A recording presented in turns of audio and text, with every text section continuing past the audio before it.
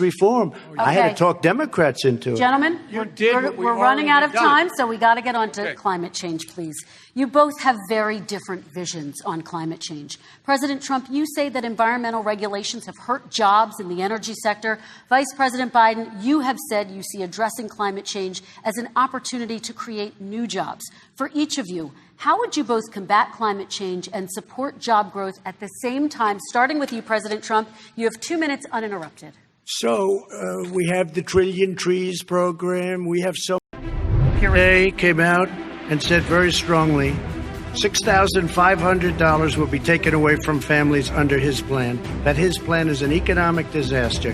If you look at what he wants to do, if you look at his plan, his environmental plan, you know who developed it?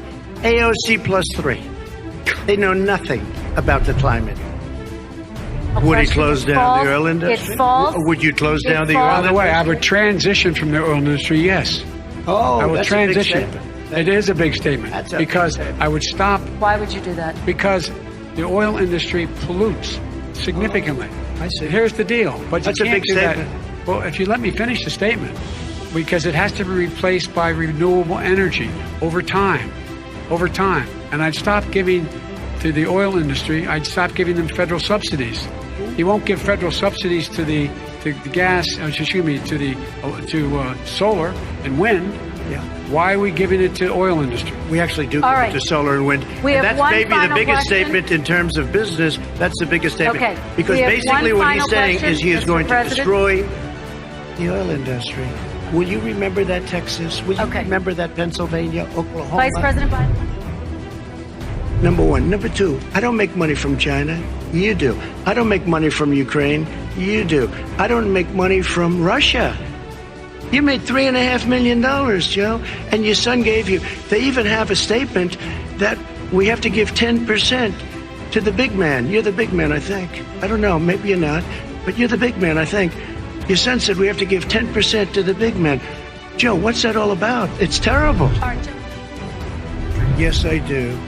And again, he's been in government 47 years. He never did a thing except in 1994 when he did such harm to the black community. And they were called, and he called them super predators. And he said that. He said it, super predators. And they kept never lived that down. 1994, your crime bill, the super predators. Nobody has done more for the black community than Donald Trump. Criminal justice reform, prison reform, opportunity zones with Tim Scott, a great senator from South Carolina. He came in with this incredible idea for opportunity zones. It's one of the most successful programs. People don't talk about it. Tremendous investment is being made. Biggest beneficiary, the black and Hispanic communities, and then historically black colleges and universities. After 3 years of coming to the office, I love some of those guys. They were great. They came into the office and I said, what are you doing? After 3 years, I said, why do you keep coming back? Because we have no funding. I said, you don't have to come back every year. We have to come back because President Obama would never give them long-term funding, and I did. But why didn't he do it 4 years ago? Why didn't you do that 4 years ago, even less than that? Why didn't you do it? You were vice president. You keep talking about all these things you're going to do, and you're going to do this.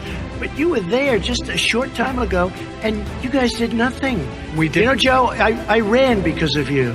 I ran because of Barack Obama, because you did a poor job. If I thought you did a good job, I would have never run. I would have never run. I ran because of you. I'm looking at you now. You're a politician. I ran because of you.